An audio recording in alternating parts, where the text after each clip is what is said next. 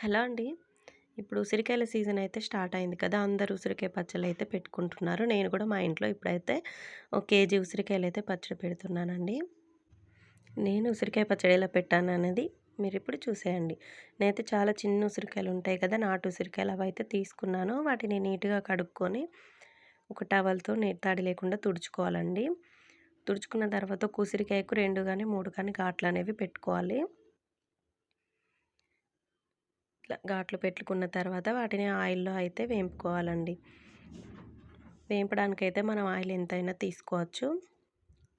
వేగేంత oil తీసుకొని మనమైతే వేంపుకోవాలి.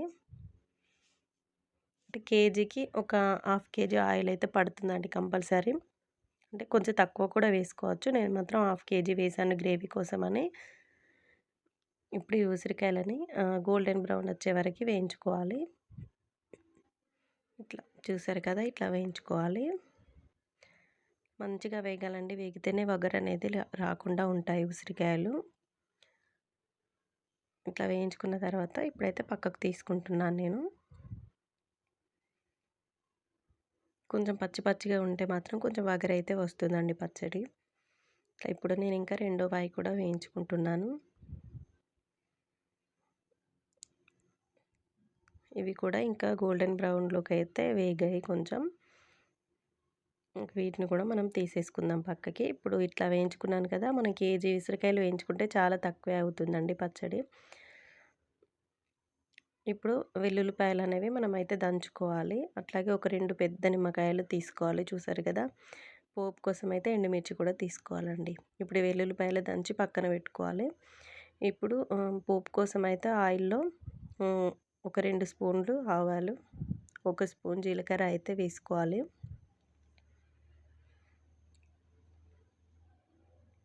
అట్లాగే కొన్ని ఒక హాఫ్ స్పూన్ అనేవి మెంతులు కూడా వేసుకోవాలండి.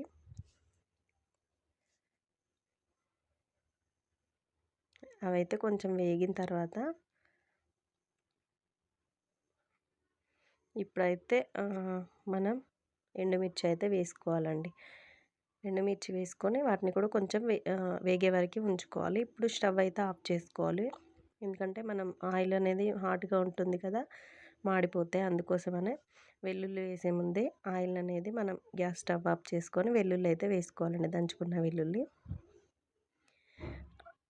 ఆయిల్‌లో ఉన్న వేడికి అదైతే వేగిపోతుంది వెల్లుల్లి.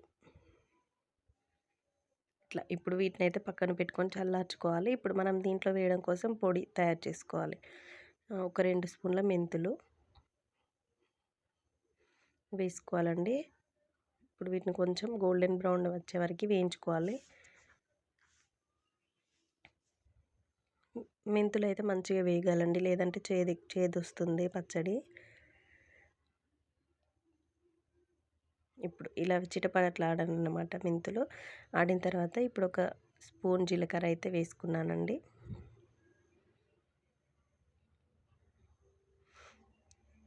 నెక్స్ట్ వచ్చి ఆవాలు. ఆవాలైతే 2 స్పూన్లు వేసుకున్నాను. నేనైతే ఇంకా కొంచెం ఒక హాఫ్ స్పూన్ ఎక్కువ కూడా వేసుకున్నానండి.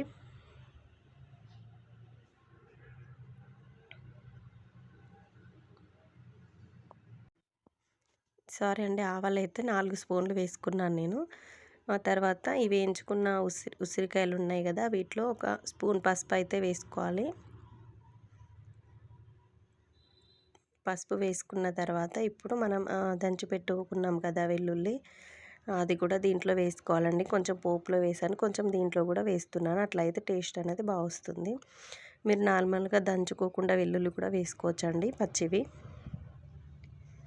నేనైతే దంచితే ఫ్లేవర్ బాగుంటుందని చెప్పి దంచి వేసాను. వెల్లుల్లి అయితే కొంచెం ఎక్కువ వేసుకుంటే పచ్చడి అయితే చాలా టేస్టీగా వస్తుందండి. ఇప్పుడు మనం ఆ వేయించినవి మిక్సీ పట్టుకొని అవి కూడా పౌడర్ అనేది ఇందులో వేసుకోవాలండి. ఇట్లా వేసిన తర్వాత ఇప్పుడు మంచిగా నీట్‌గా కలుపుకోవాలి.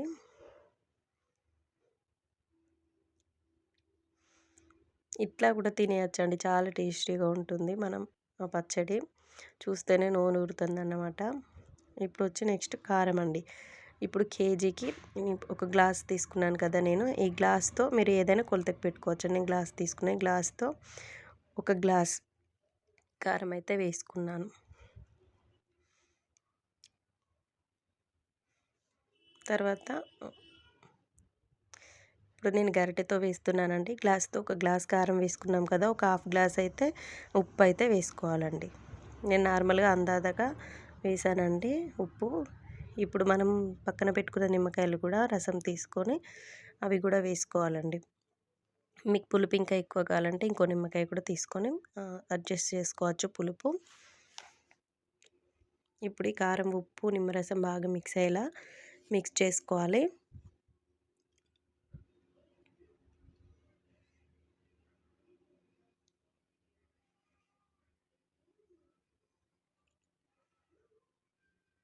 ఇట్లా మిక్స్ చేసుకున్నాం కదా! ఇప్పుడు మనం పక్కన పోపు పెట్టి పక్కన పెట్టుకున్నాం కదా ఆయిలు, అది కూడా దీంట్లో కలిపేసుకోవాలండి. పచ్చడి అయితే నేను చేసిన విధంగా ఒకసారి అయితే మీరు ట్రై చేసి చూడండి. చాలా టేస్టీగా వస్తుంది. ట్రై చేసి ఎలా ఉందనేది కామెంట్స్‌లో తెలియజేయండి.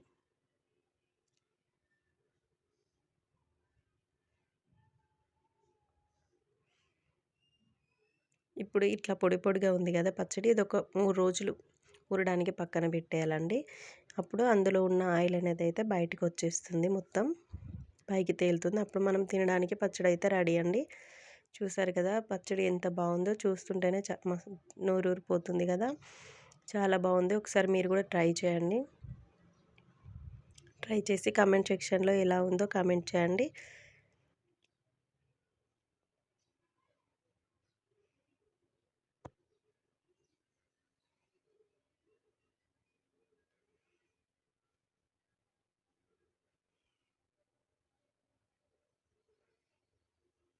ఈ వీడియో కనుక మీకు నచ్చినట్లయితే నా ఛానల్‌ని సబ్స్క్రైబ్ కూడా చేసుకోండి friends. Okay. Thank you for watching.